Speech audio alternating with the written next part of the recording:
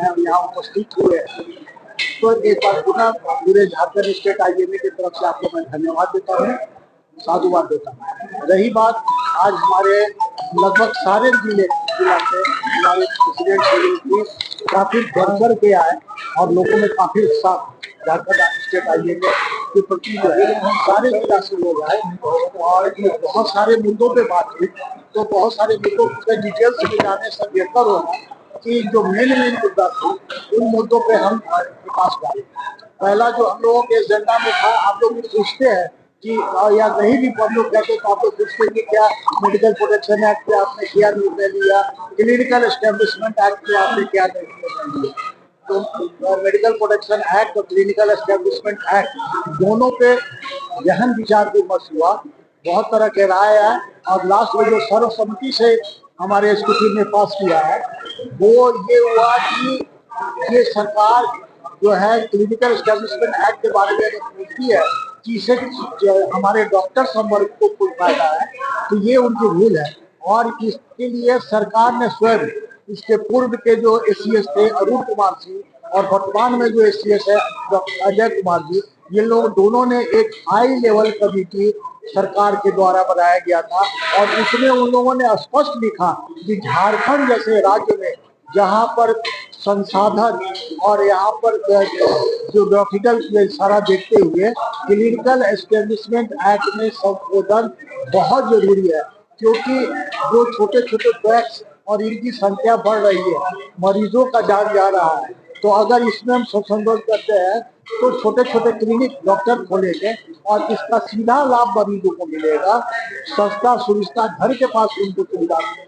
Plus जो referral cases अब सिमडेगा में है उसका केसेस अगर रांची में आ रहा तो उसका कारण है कि वहाँ पर आपका चिकित्सीय सुविधा सुदृढ़ नहीं है, वो नहीं चाहता है, वो मजबूरी में आ रहा है। रांची में आने के बाद उसके साथ बहुत तरह की समस्या।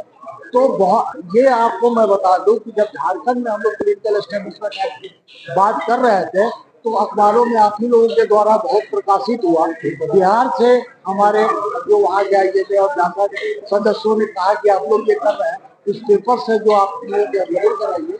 और यहाँ बात चल ही रही है और मैंने अवेलेबल करा 1 महीना के अंदर बिहार में क्लिनिकल एस्टेब्लिशमेंट एक्ट में 40 बेड तक वहाँ पर जो है उनको स्वतंत्र कर दिया। उसके पीछे कारण क्या था? उन्होंने देखा कि इससे सरकार को फायदा है, इससे जनता को फायदा है। अब ना मेरे पास उतने डॉक्टर हैं, ना मेरे पास उतना संसाधन है कि मैं इतना सुदूर ग्रामीण क्षेत्र तक अपनी चिकित्सक सेवा उपलब्ध करा सकूंगा। तो सिर्फ नारा कि मैं अंतिम व्यक्ति तक स्वास्थ्य सेवा पहुंचाऊंगा वो आपसे नहीं है। आप अपने आपका सबसे बड़ा ऑर्गेनाइजेशन जो आईएमए है, आप उनको साथ लेके चलिए ना। आप कंधे से कंधे, हम तो सरकार के साथ चलने के लिए तैयार है, कंधे से कंधे मिला के चलिए ना। आप उनके साथ चलिएगा तो आपका ये सपना साकार हो सकता है, लेकिन ऐसा नहीं। तो हम लोगों ने निर्णय लिया कि अगर सारे लोगों का, हम लोग तो बहुत तरह का बहुत और भी स्ट्रॉन्ग निर्णय होने जा रहा था, लेकिन हमारे जो सीनियर डॉक्टर्स थे उनका सजेशन हुआ कि आप 1 महीना का उनको वक्त दीजिए कि सरकार इस पे जनहित में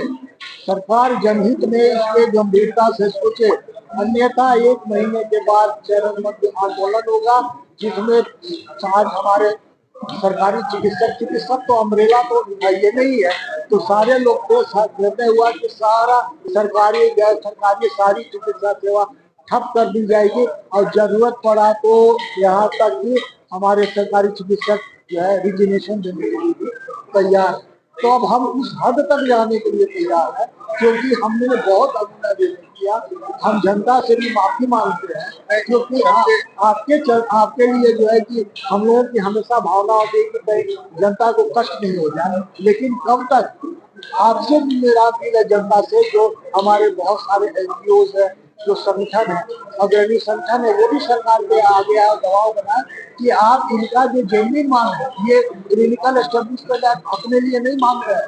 ये डॉक्टरों के लिए नहीं मांग रहे हैं। छोटे छोटे गाँव में, छोटे छोटे प्रखंड, छोटे छोटे प्रचार में जब हमारे तत्कालीन चीफ सेक्रेटरी डीके तिवारी के साथ बैठा थे तो उन्होंने कहा कि मैं अभी भी मोराबादी में एक छोटे से अस्पताल में जाके दिखाता हूँ, क्योंकि मेरा 10,000 में जो इलाज हो जाता है मैं जानता हूँ कि वो कॉर्पोरेट हॉस्पिटल में जाऊंगा तो 5 लाख का बिल हो जाएगा। तो जनता को आप इससे भी बचाइए ना। जहाँ तो पहले क्या था, आप जाते थे डॉक्टर साहब का नाम, अरे आइए उदय जी क्या हाल चाल है, ऐसा बैठिए, आपका इलाज भी हो जाता था, 4 फिजिकल सैंपल भी हो जाता था, पैसा नहीं भी तो आप आगे पहुंचा देते। तो ये स्थिति थी, वो स्थिति बनाने की जरूरत है। ये बड़ा बड़ा अस्पताल ये सब जो खुला, जहाँ आप 10 के जगह पे 5 लाख रुपया दे रहे हैं, उससे बचाइए। और उससे बचाने के पास आपके पास रास्ता क्या, आपके पास रास्ता है छोटे छोटे अस्पताल को प्रोत्साहित करना। क्योंकि केंद्र सरकार भी तय करती थी कि जब बड़े उद्योग चलेंगे तो लघु उद्योग को जब तक हम बढ़ावा नहीं देंगे तब तक हम रोजगार पैदा नहीं कर सकते। उसी तरह से आप क्लिनिकल एस्टेब्लिशमेंट एक्ट में जब तक आप 40-50 बेड तक को आप यही आप फ्री करेंगे, तब तक छोटे छोटे अस्पताल आप लोग खुद सोच रहे हैं, आपकी मांग सही है जायज, लेकिन अपनी मांगों